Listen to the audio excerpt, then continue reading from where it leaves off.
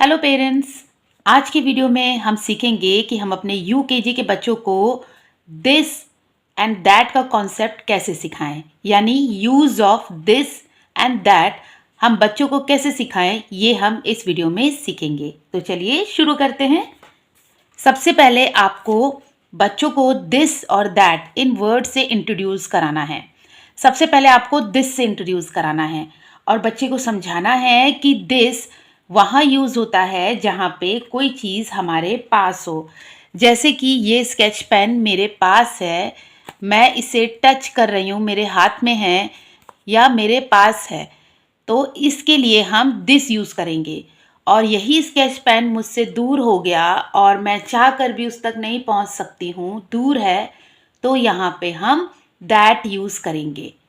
तो आप जहाँ भी बैठ के बच्चे को पढ़ा रहे हैं वहाँ की आसपास की चीज़ों को दिखाते हुए कॉन्सेप्ट क्लियर कर सकते हैं कि जैसे जिस चेयर पे आप बैठे हैं वो आपके पास में है, तो यहाँ पे हम दिस यूज़ करेंगे। और एक चेयर जो आपसे बहुत दूर है या इतनी दूर है कि आप उसे टच नहीं कर सकते, तो वहाँ पे आप दैट यूज़ करेंगे।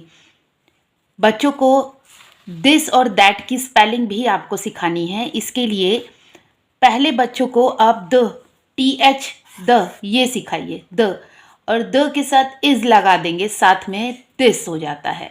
तो इस तरह बच्चा इजीली स्पेलिंग लर्न कर लेता है। और इसी तरह द में एट लगा देंगे तो दैट, दिस, दैट।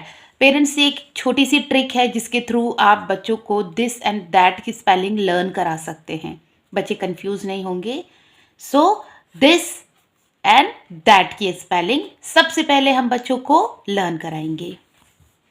उसके बाद आप पिक्चर्स के through this and that introduce कराएंगे।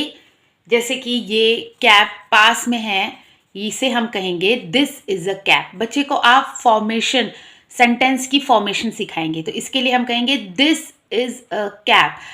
बच्चा कैप भी समझ रहा है, दिस भी आपने इंट्रोड्यूस कर दिया, ए भी जानता है, लेकिन हो सकता है बच्चा आपसे इज पूछे कि इज क्या होता है।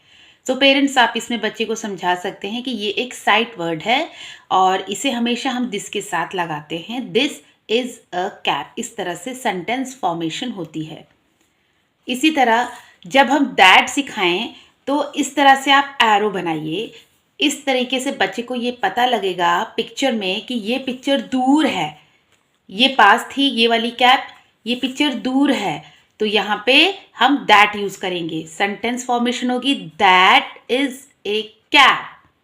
बच्चे को एक चीज़ और समझानी है कि हम जिन चीज़ों को देख रहे हैं वो एक चीज़ होनी चाहिए। जैसे कि ये वन कैप है, पास में है, दिस यूज़ किया, दिस इज़ अ कैप। ये वन कैप है, हमसे दूर है, ये एरो के थ्रू हमने दूर समझाया, हमसे दूर है, तो यहाँ पे हमने that is a cap use किया। तो आपने सेम पिक्चर यूज़ करनी है पहले, ताकि बच्चे का कॉन्सेप्ट क्लियर हो। अलग अलग पिक्चर में बच्चा कंफ्यूज हो सकता है, पहले सेम पिक्चर से समझाइए। इसी तरह यहाँ देखिए हमने ट्री बनाया है, ये ट्री पास है, सो दिस यूज होगा। यहाँ पे हम इसे कहेंगे दिस इज अ ट्री। इसी तरह ये वाला ट्री दूर है, हम यहाँ दैट यूज करेंगे, that is a tree. Sentence finish होने के बाद बच्चों को ये भी समझाना है कि यहाँ फुल स्टॉप जरूर आएगा। फुल स्टॉप का मतलब ये होता है कि ये सेंटेंस कंप्लीट है। ओके, तो इस तरह पिक्चर्स के थ्रू भी आप दिस एंड दैट बच्चों को समझाइए। नेक्स्ट हम बच्चों को fill in the blanks by using this that, ये वाली एक्सरसाइज करा सकते हैं।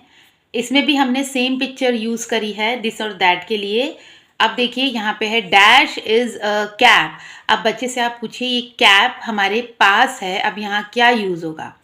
यहाँ पे दिस और दैट लिखा हुआ है, बच्चा इसे देखकर स्पेलिंग लिख सकता है। दिस पास में है, दिस इज ए कैप, और यहाँ पे फुल स्टॉप लगा हुआ है।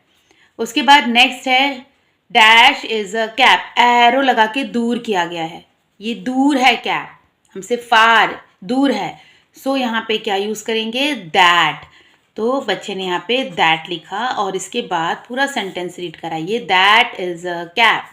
ओके, अब नेक्स्ट आइए, इधर भी हमने सेम पिक्चर यूज़ करी। साथ साथ आपको ये भी समझाते चलना है कि वन पिक्चर होनी चाहिए। जैसे कि डैश इज अ मैट, ये मैट पास में है, डैश इज अ मैट, ये मैट दूर है। सो बच्चा अब अपने आप आपको बताएगा ये पास है, हमारे नियर है, सो यहाँ पे हम दिस यूज करेंगे। अब ये वाली मैट हमसे दूर है तो हम यहाँ पे दैट यूज़ करेंगे। इसी तरह नेक्स्ट भी है, dash is a cup, full stop है। डैश इज़ अ कप, अब ये दूर है, यहाँ पे फुल स्टॉप है, दूर है। अब ये वाला कप हमारे पास है तो हम दिस यूज़ करेंगे। ये कप हमसे दूर है सो दैट यूज़ करेंगे। इस तरह से हम बच्चे को दिस दैट का concept fill in the blanks के थ्रू समझा सकते हैं। अब बच्चे ने स्पेलिंग समझ ली, दिस दैट का कॉन्सेप्ट समझ लिया, सेम पिक्चर के थ्रू दिस और दैट को किस तरह से यूज़ करना है बच्चे ने समझ लिया। अब आपको क्या करना है, अलग अलग पिक्चर अब आप बच्चे को दिखा सकते हैं, शो कर सकते हैं या बना सकते हैं। सो आप ये एक्टिविटी शीट यूज़ कर सकते हैं। Use this that, dash is a pen. अब पेन क्या है, पेन पास में है, सो हम यहाँ पे दिस यूज़ करेंगे, this is a pen. Okay, dash is a bell. अब बेल एरो के थ्रू हमने इसे दूर दिखाई है, so that is a bell. यहाँ पे हम दैट यूज़ करेंगे क्योंकि जो चीज़ हमसे दूर है उसके लिए हम दैट यूज़ करते हैं। डैश इज़ अ लॉक, ये लॉक हमारे पास में है, हमसे दूर नहीं है, सो दिस यूज़ करेंगे। डैश इज़ अ बैट, अब ये एरो के थ्रू दूर दिखाया गया है, सो वील यूज़ दैट। अब यहाँ पे डैश इज़ अ हैट है, एरो के थ्रू दूर दिखाया है हैट को, सो दैट। ओके, सो इस तरीके से बच्चे ने दिस और दैट का कॉन्सेप्ट अलग अलग पिक्चर के थ्रू भी समझ लिया। पेरेंट्स, कई बार पिक्चर में देखा जाता है कि कई बार पिक्चर यहाँ पे पास में बनाई जाती है, दूर के लिए सेंटेंस फिनिश होने के बाद बनाते हैं। हम ये भी कर सकते हैं, लेकिन अगर हम एरो के थ्रू बच्चों को पिक्चर दिखाएं तो बच्चे का कॉन्सेप्ट क्लियर रहता है कि हाँ ये एरो है, दूर गई है, ये पिक्चर दूर है। और इधर में हो सकता है मे बी कुछ बच्चे कंफ्यूज हो जाते हैं। एट लास्ट अब हम बच्चों को दिस एंड दैट से रिलेटेड क्वेश्चन आंसर्स भी करा सकते हैं। जैसे व्हाट इज़ दिस, अब ये जो पिक्चर है ये पास में है, अब बच्चा क्या यूज़ करेगा, दिस। सो बच्चा आंसर देगा, this is a book, this is a book, full stop. Full stop लगाना नहीं भूलना है सेंटेंस फिनिश होने के बाद। अब यहाँ पे एक बुक है, पास में है, this is a book. Okay, और बच्चों को आप ये भी समझाइए कि क्वेश्चन में एंडिंग देखें कि वो दिस पे है, what is this, ending this से हुई है तो इसका आंसर भी दिस से होगा। इसी तरह नेक्स्ट क्वेश्चन को देखते हैं, व्हाट इज दैट। अब देखिए एंडिंग दैट से हुई है, अब यहाँ पे पिक्चर भी बनी हुई है, अब पिक्चर में एरो के थ्रू इस ट्री को दूर दिखाया गया है तो बच्चा तो पिक्चर के थ्रू आइडेंटिफाई कर लिया उसने। लेकिन हो सकता है कि कई बार बच्चा आइडेंटिफाई ना कर पाए, पिक्चर इधर या इधर बनी हो, तो क्वेश्चन का आंसर दैट से स्टार्ट होगा। बच्चे को ये चीज़ आपको समझानी है। So what is that, yes, answer that is a tree. Sentence finished, full stop.